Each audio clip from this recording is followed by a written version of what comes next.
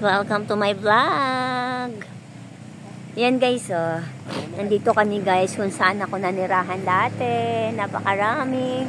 Bayabas, santol, bayabas, and avocado, guyabano. Walang mangga ngayon guys. So hindi kami nakaano ngayon ng mangga.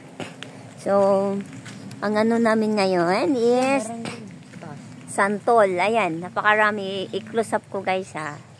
Yan o, ang daming bungan santol guys. So manguha kami ngayon ng santol. Kung tignan nyo guys o. And daming mga ano. Ang dami nating makukuha ngayon guys dito. Nanguha na kayo ng biyabas? Ayan. Ang dami nating makukuha ngayon. Kuha na. Ayan o. Kalamansi. Kalamansi. Manguha kayo ng kalamansi. Yan, manguha kami ng kalamansi. Then, sobrang daming.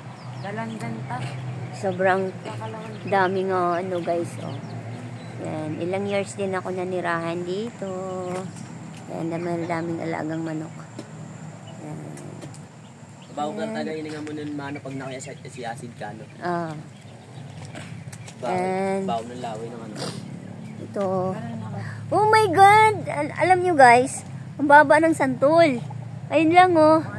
Oh my God. Ayan oh, baba lang ng santol guys. Yun mga bunga, sobrang dami.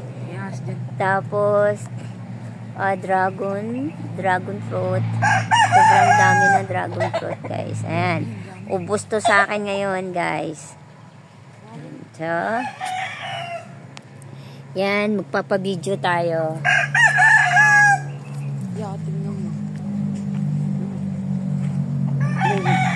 Yan guys. Nakita nyo guys oh, ang lalaki ng santol.